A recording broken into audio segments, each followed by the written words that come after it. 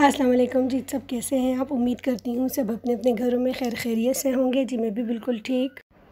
10 मुहर्रम को मैंने अपने घर में फ़ातिर ख़ानी रखी है और कुछ गेस्ट को इनवाइट किया है और उसके लिए मुझे बिरयानी और खीर बनानी थी और इसी सिलसिले में मैं ग्रोसरी करने के लिए आ गई और यहाँ पे मैं नेशनल वालों का मसाला ढूंढ रही हूँ, बिरयानी मसाला। काफ़ी देर ढूंढने के बाद मुझे मिल ही नहीं रहा था, लेकिन मुझे बाद में पता चला जो वहाँ पे होते हैं कि मुझे आप बता दें कि नेशनल का मसाला मिल क्यों नहीं रहा। उन्होंने फिर मुझे दिखाया कि पैकेट की चेंज हो गया है, नेशनल की जो बाहर का पैकेट है वो न्यू हो गया है। पहले उसका आपको मालूम है दूसरा था, अब दूसरा।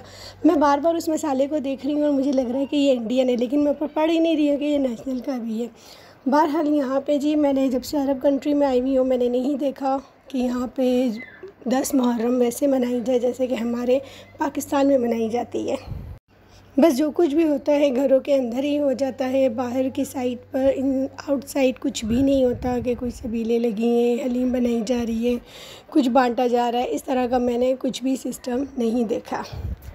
मैं जी जब भी यहाँ पे कुछ भी लेती हूँ ग्रॉसरी के लिए कुछ सामान लेती हूँ तो मुझे मेरी अम्मी के साथ एक अपना वाक़या बहुत ज़्यादा याद आ जाता है कि मैं और मेरी अम्मी जो है, आपको मालूम है जैसे कि पाकिस्तान में हम रेडियो से चीज़ें लेते हैं, तो जब भी मेरी अम्मी गुज़रती साथ में होती मैं कहती मैं जब हूँ तो प्लीज़ आप ये टमाटर आलू और चीज़ें ना लिया करें, मुझे ये लेना बिल्कुल भी पसंद नहीं है। लेकिन अम्मी कहती नहीं बेटा लेना पड़ता है, एक वक्त आएगा तुम्हें भी लेना पड़ेगा। मैंने कहा मैं तो कभी भी नहीं लूँगी। तो स्पेशली ये शूट मैं अम्मी के लिए करके दिखा रही थी कि अम्मी जी देखें अभी मुझे सब लेना पड़ता है और आपसे ही कहती थी कि एक वक्त ऐसा आता है कि हमें ये शॉपिंग करनी पड़ती है। तो यहाँ हम अपनी सारी शॉपिंग ख़त्म कर ली, सब कुछ ले लिया और बच्चे जी बहुत खुश हो रहे हैं। अब जी नेक्स्ट डे का ये व्लॉग है जी। मुझे जल्दी जल्दी बिरयानी बनानी थी, मैंने जल्दी जल्दी प्याज को सब कट करके उसको लाइट ब्राउन किया, साथ में लहसुन अदरक को भी ग्राइंड कर लिया, टमाटर को भी काट लिया। टमाटर थोड़ी छोटे छोटे काटे जाएँ तो वो जल्दी जो हैं वो भून लिए जाते हैं। फिर जो मैंने अपना प्याज में चिकन को डाल के थोड़ी देर इसे भून लिया और साथ में ही लहसुन अदरक डाल लिया।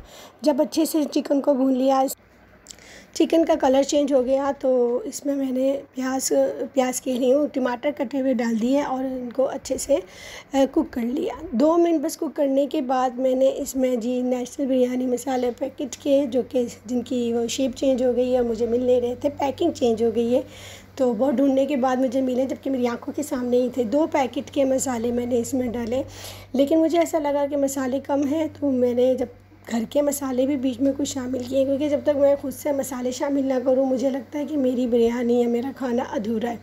पैकेट मसालों के बाद भी मैं एक्स्ट्रा मसाले लाजमी डालती हूँ।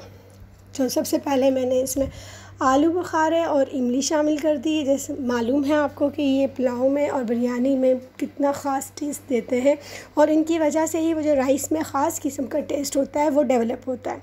फिर मैंने इसमें नमक शामिल किया, लाल मिर्च डाली और हल्दी डाली। आप अपने मसाले के अकॉर्डिंग जो है कि कितना चिकन है कितने चावल है स्पाइसेस शामिल करें। मेरी क्वांटिटी ज़्यादा थी इसलिए मैंने 2-2 चम्मच सब भर के डाल दिया।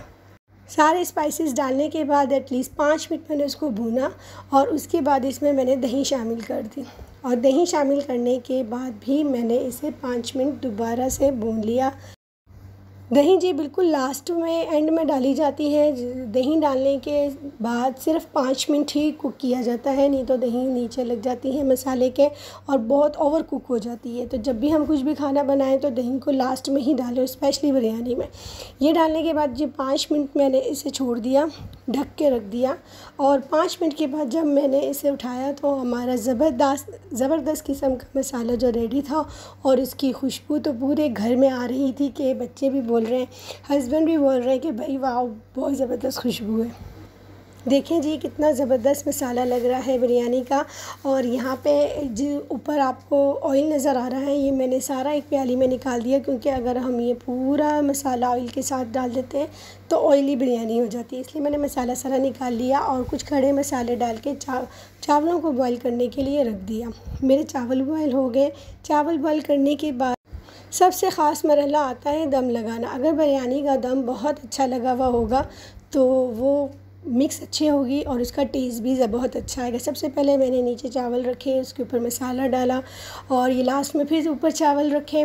2 तह लगाई थी मैंने और इसमें जी मैंने देखे कटे हुए टमाटर, लेमन, हरी मिर्चें, धनिया, पुदीना, ये सब मैंने रखा नीचे वाली तह के ऊपर भी और ऊपर वाली तह के ऊपर भी। और इसमें मैंने फूड कलर शामिल किया, ऑरेंज और रेड, और उसको दम पे छोड़ दिया 15 मिनट के लिए।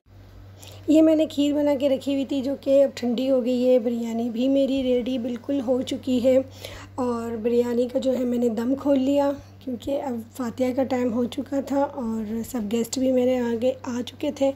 यहाँ पे मैंने कुछ फ्रूट्स भी कट करके रखे हुए थे फातिहा के लिए और एज़ यूजुअल पानी, दूध वगैरह सब था और सब गेस्ट आ चुके थे। यहाँ बैठ के दुआ की गई और सब ने 10 मुहर्रम के लिए जो भी अपने शहदा के लिए दुआ की जाती है उनके लिए सब दुआ की। और आप सब भी मुझे अपनी दुआओं में याद रखिएगा और उम्मीद करती हूँ आपको मेरा ये व्लॉग अच्छा लगा होगा। फिर मिलते हैं जी एक नए व्लॉग में। मेरे चैनल को आप लाइक कर दें, सब्सक्राइब कर दें और शेयर कर दें और मुझे अपनी दुआओं में हमेशा याद रखें। ओके जी, अल्लाह हाफ़िज़, बाय।